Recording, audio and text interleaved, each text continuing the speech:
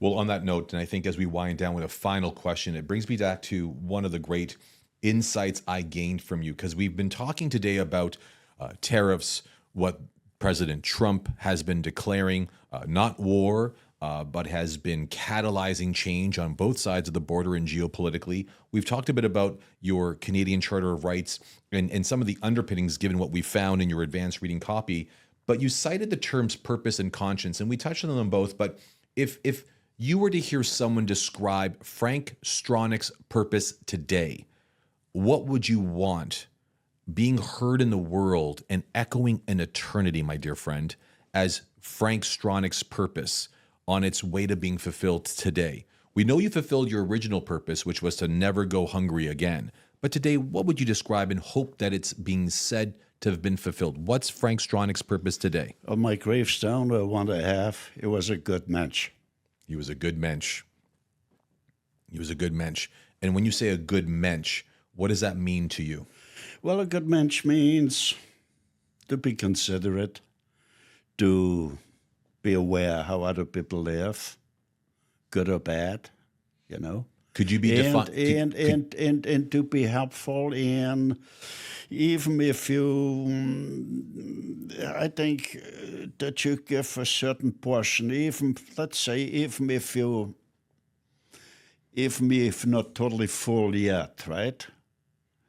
You still could give a slice away to somebody hungry, okay? You remind me of the closing scene, and I know this might be considered controversial. It might be edgy. It's just a reflection I currently am having personally. But I watched a movie once long ago called Schindler's List. And in the movie, there's the main character, Mr. Schindler himself, where he was rescuing children from the ravages of Hitler's domination. Yeah. And what he did was he was pawning and selling off all of his worldly possessions to give him the currency of saving a child, 2, 3, and many. In the closing scene, he looked down exhausted and he found something on his wrist. It was something he thought, oh my goodness, I could have sold this just to save yet another person, another life. Do you feel an eerie similarity for yourself, 92 years young, that there's still so much to do and so much to get to? Well, it's when you be younger, look, anytime you want to change the system, some people might be upset and the thing here, and I get some dirt thrown against me. Do I like it? Of course I don't like it, but would I change what my conscience tells me? No, right? And it gives me a lot of hope, and it gives me a lot of thing here that I'm doing the right thing. And most of all, I do hope that I still would see that the Canadian Economic Charter of Rights will adopt it in our Constitution. I hope to witness that, but I know if I don't, I opened the door. You can never close it anymore. It will come, okay? Because it's the law of nature. I want you to try something on, as if I was about to put a jacket on you to see if it fits and if you like it. You ready for this? It's just a matter of phraseology. But here's what I've heard, and I'll say this in closing for this conversation with you, my dear friend Frank Stronach, is I believe that it took you a lifetime to devise a plan to remove the hunger from your belly. And it came in the form of Magna. Thanks to your mother, who had the courage and commitment as your guardian to take you by hand at the age of 14 to the largest employer in town and turned you into a tool and die apprentice.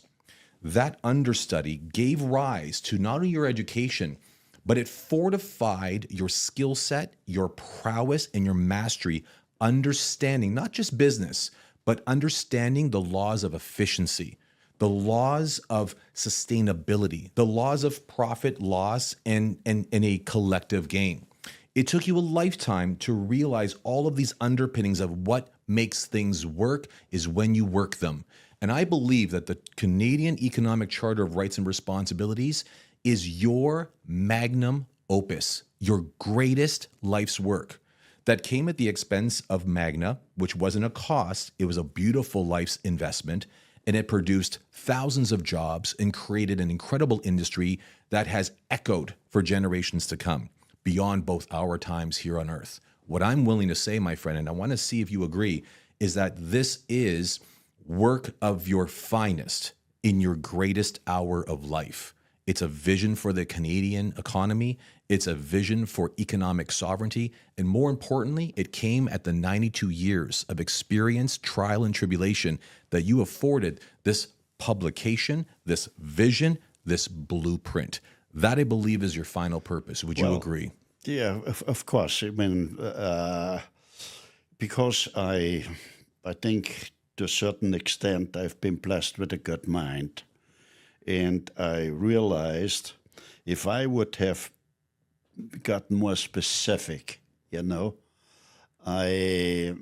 because at Magna I had a few 100,000 shareholders, it would have affected that thing that I say, Frank, you got to wait till you have practically no more responsibility, So I reached a point, right, where I have very little responsibility, and that I can do what I think has to be done, because I knew I would have gotten some poison arrows, right, and thing here, right, and the shame about it is it's totally contrary what I am, because I've always looked for justice and fairness, and I created the unique thing about Magna is it's got the most advanced human resource structure, right?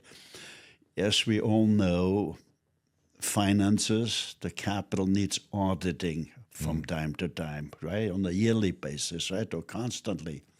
We've also developed an auditing process for the human capital, and that's our strength, because it was always, if workers are not happy, if we don't do things right, that makes workers unhappy. Unhappiness is contagious. If you got unhappy workers, there's no way you can make a quality product at a competitive price. And we got to realize that Magna, the labor force, was about 1/3 women, so about 60,000. We employed about 60,000 women, right? And it's sometimes difficult for women to go to a workplace, and so it's the key is, can you keep the workplace free and happy, okay, and your life free and happy, right? So it's I love that. It's one of the things here which which I'm a little sad about it, but on the other hand, it gives me my spirit gets motivated, and I say you're on the right track. Well, I think in closing, because you are indeed a good mensch, my friend, as an old Italian proverb once said, that the quickest way through into a man's heart is through the belly. And I think in our case, the quickest way through into the Canadian economic freedom of rights in the future is through the wallet. We thank you for your vision. We thank you for the Canadian Economic Charter of Rights, and I know there's more conversation to come. Okay, great, Richard. Such a treat to hang out with you and have this kind of let's conversation. carry on. We'll continue. Have a few more interesting subjects. There's so many subjects out there. Well, you heard it from Frank Stronach himself. There's only so much time and so little wine to last us through a courageous conversation with our dear friend, Frank Stronach. Until next time, we'll see you then.